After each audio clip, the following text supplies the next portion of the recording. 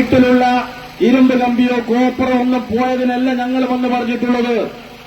ഞങ്ങളുടെ നികുതി പണം കൊടുത്തുള്ള ഒരു പൊതു സ്വത്ത് ഇവിടെ നിന്ന് മോഷണം പോയാൽ അത് പൊതുവികാരത്തിനനുസരിച്ച് അങ്ങനെയുള്ളൊരു പരാതി വന്നാൽ നിങ്ങളാണ് പരാതി കൊടുക്കേണ്ടത്. നിങ്ങൾ പരാതി കൊടുക്കുന്നില്ല എന്നാണ് നിലപാടെങ്കിൽ അതിന്റെ അർത്ഥം നിങ്ങൾ കള്ളന് കഞ്ഞി വെച്ചു കൊടുത്തവനാണ്. നിങ്ങളിതിൽ പണം കൈപ്പറ്റിയിട്ടുണ്ട്. ഞാൻ ചോദിച്ചോട്ടെ, ഒരു പഞ്ചായത്തിന്റെ അധീനതയിലുള്ള ഒരു പൊതുമുതൽ ഇവിടെ നിന്ന് മോഷണം പോയി.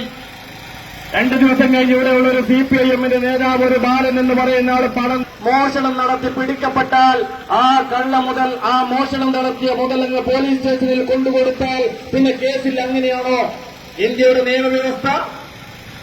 എന്നിട്ട് അത് നടക്കുന്നില്ല. ഞങ്ങൾക്കറിയാം, നിങ്ങൾ ബാദുഷ പറഞ്ഞാൽ ഇപ്പോ രാത്രിയാണെന്ന് പറഞ്ഞാൽ മിനു നിങ്ങൾ പറയും ഇത് രാത്രി തന്നെയാണെന്ന്. നിങ്ങൾ അടിമയാണ് സിപിഐഎമ്മിന്റെ.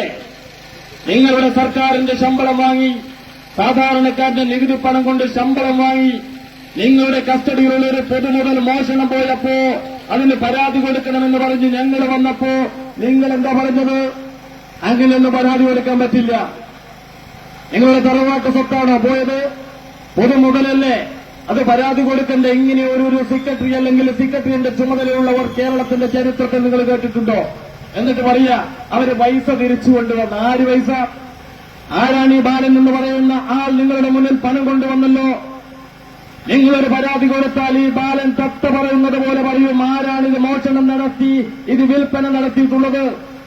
ഇവിടെ ഒരു പഞ്ചായത്ത് ബോർഡുണ്ടല്ലോ, ആ ബോർഡിൽ അജണ്ട വെച്ച് നിങ്ങൾ ചർച്ച ചെയ്ത് ഇത് വിൽപ്പന നടത്തണമെന്ന് തീരുമാനിച്ചതിന്റെ രേഖയുണ്ടോ? നിങ്ങളിവിടുത്തെ പൊതുജനങ്ങൾക്ക് കാണിക്കുമോ? ഞങ്ങൾ നിങ്ങളുടെ മുന്നിൽ വരാം. പഞ്ചായത്ത് ബോർഡ് ചേർന്ന് ഇവിടെയുള്ള ഇരുമ്പ് സാമഗ്രികൾ, കോപ്പർ സാമഗ്രികളെല്ലാം തന്നെ വിൽപ്പന നടത്താൻ ഞങ്ങൾ തീരുമാനിച്ചിട്ടുണ്ട്. അതിന്റെ അടിസ്ഥാനത്തിൽ ടെൻഡർ വിളിച്ചിട്ടുണ്ട്.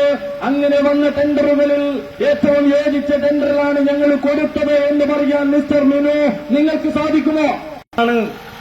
നിങ്ങളുടെ പേര് കള്ളന് കഞ്ഞി വെച്ചവൻ എന്നാണ്.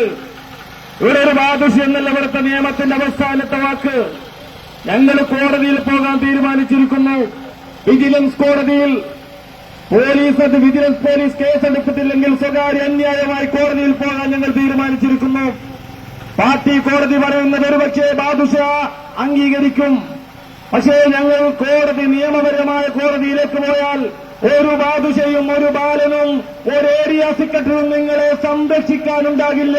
നിങ്ങളുടെ കുടുംബം, ആ കുടുംബമാണ് നശിക്കാൻ പോകുന്നത്. അതുകൊണ്ട് നിങ്ങൾക്ക് ഇപ്പോഴും അവസരമുണ്ട്. ഞങ്ങൾ അടുത്ത ദിവസം തന്നെ കോടതിയിൽ പോകുന്നതിന് മുമ്പ് തിരുത്താനുള്ള ആ ഒരു സമയം നിങ്ങൾക്കുണ്ട്.